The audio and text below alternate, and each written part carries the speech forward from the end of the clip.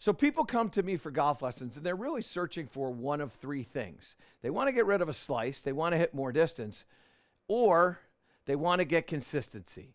And I will tell you that of the three things, consistency is what everybody's searching for. You're looking for it, I'm looking for it, we're all looking for it.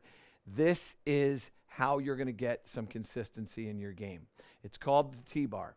It's a very easy device to make.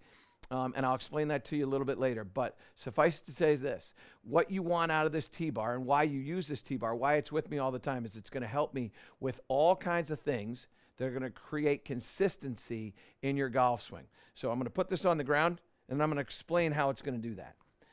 So let's just say I'm hitting a 6-iron, which is the club that I have right now. In order for me to get consistency in my game, I need to do things consistently in my games. So in order for me to get predictability out of the distance the golf ball is going to go, I have to have my weight distribution in the right spot. I have to have my ball position in the right spot. I have to have my stance the right way so that I can make the exact same or similar turn. I have to have similar length. I have to have a similar speed. And what I'm using this for primarily when I start is for where I'm aligning my body. So what I'm doing in the down the line view, because I like to hit cuts, I want this thing to be aiming just a little over to the left-hand side. So I get set up. Now from here, I'm set up just slightly left. So when I hit this golf ball, this ball will should start slightly to the left and then fade back. So there it is, starting slightly to the left, and then it's just twisting back a little bit to the right-hand side. Now, when I'm hitting my cut shots, I never want that golf ball to get to the right-hand side of the target. That one didn't. In fact, you can see that shot. That looks like a little bit of a straight shot, and I'm not unhappy with that. But it had about 50 RPMs of right spin to it, okay? So I got what I wanted. And I got that because I have the ball position in the right spot, and I have my alignment, my aim in the right direction. So the aim is going to be where I'm sort of setting up, and the alignment is how I have my feet, my knees, my hips, and my shoulders, and they're all going to be somewhat parallel to this bar that's right here. Now, the next thing that I'm paying attention to is ball position. Ball position has a huge effect on the delivered loft of a golf club. And that delivered loft can change a launch angle, it can change a spin rate, it can change an overall distance. That shot that I hit there went 174 yards, it rolled out to 176. I'm trying to hit my 6-iron 175 yards. I got what I wanted. But watch what happens here when I put that ball position really far forward in my stance. So that's very far forward in my stance. You can see that's nearing up on my left foot. Now, when I hit this shot here, and that, I got to check that. That club head speed was 86 miles an hour. So I'm going to try to create 86 miles an hour of club head speed again. I got 86 miles an hour of club head speed there. 84, so pretty close. And the shot, not that different, except it's dramatically different. Why? Well, because my launch angle is a little bit different. My spin rate's a little bit different. Things are quite a bit different there, even though the outcome, not that different. But what happens when I get too far back? Watch what happens when I get too far back. Because that's a modest difference. I can play that, modest difference. But now I go too far back here. So you can see that's, well, I'll make it extreme. So that's off my right foot. Now watch what happens here. So now I hit that shot. I get 86 miles an hour of club head speed there, but all of a sudden, I get a ball that starts to the right of the target instead of to the left of the target. Even though I'm aiming to the left of the target, my golf ball starts to the right of the target. It went pretty straight, but the launch angle now, come on up to the front because this is important. The launch angle before, about 17 degrees. This one's at 13.3. My apex before was at 90 feet. This is at 71 feet. That golf ball had 120 miles an hour of clubhead speed on about 85, 86 miles an hour of clubhead speed. So basically the same. And yet, because the ball's so far back, what happened? My path is out to the push side. My club face is a little bit more closed. It's de-lofted. That's why that ball started to the right instead of starting to the left. Even though I'm aimed what I think is to the left, because the ball is back, my aim is actually skewed in my alignment of my shoulders to my feet and knees and hips. It's off. So the path of the golf club now has changed. And what ends up happening, I get a different in distance. That one there flew 178 and it rolls out to 183. That's because I have a lower launch angle, a lower apex. It descends differently, and all of a sudden it lands and it rolls out. You want consistency in your game. What you have to have is you have to have predictability. Predictability is found in the same club head speed, the same ball speed, the same apex, the same curve, all that similar, all those numbers are similar. Therefore, I'm going to get a predictable distance. So I get in here like this.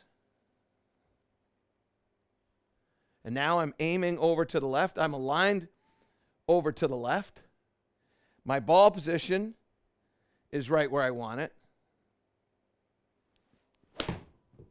And now I hit a shot. That golf ball goes out. It's spinning over to the right-hand side.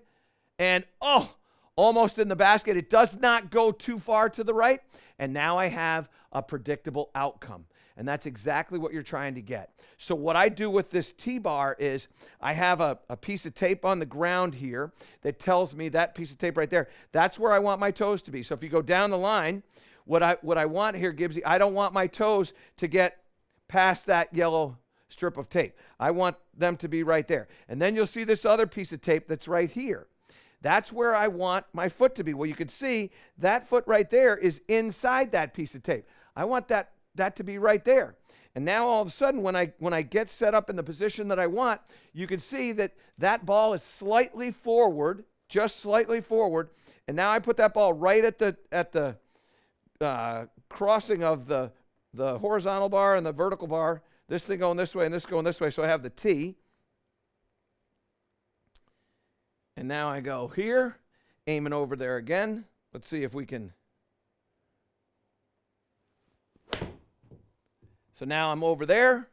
I get a very similar shot. That one's curving over. Is it going to get it? Oh, almost. Bounces in there. So now I have consistency. And what you're looking for is consistency. You've got to do things consistently. And so what the T-bar allows you to do is have the same ball position, have the correct aim, have the correct alignment of the shoulders and knees and the hips. It allows you to have your feet the consistent distance apart from one another. And all of a sudden, what I'm doing is I'm not a machine. You're not a machine. We got to do things that are sort of machine-like. And that's why I say for consistency, you got to do things consistently.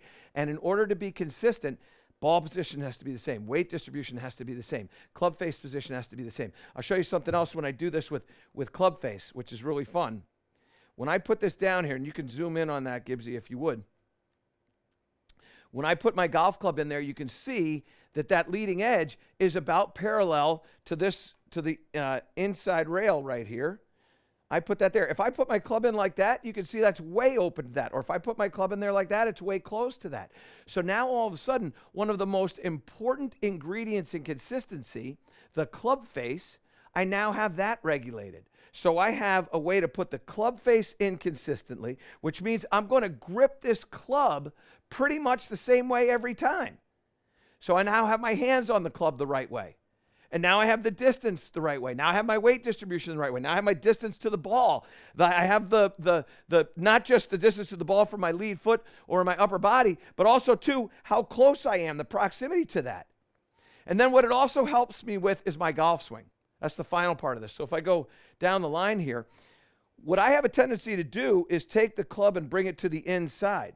So this image of this, letting the club go away from the bar on the ground that's parallel to where I'm trying to hit it. When I take that club and I go out there like that, now I know I'm not taking it inside. And when I start to do that, now all of a sudden I get a fairly consistent strike. That one actually came inside a little bit, which is why it started out to the push side there. Okay, so I'm using that for several different things. The strike there was really good too. It just started a little bit to the right-hand side. That will help you get the predictable distance. So when I'm setting up to hit this shot right here, I want 175 yards out of this club. That's my 6-iron. So when I get in there, I've got the club face where I want it. I've got the ball position where I want it. I got my distance to the ball where I want it. I got everything the way I want it. And now all I got to do is just make the swing that I want. See if we can do it. And there we go. So we're coming down the line. This is fading back to the target. Is it going to get there? It is going to get there. That's what I'm looking for. That's what you'll find with a T-bar to get that consistency in your swing. Try it. I know it's going to help you improve. To improve all parts of your game, subscribe to my channel and click the link below.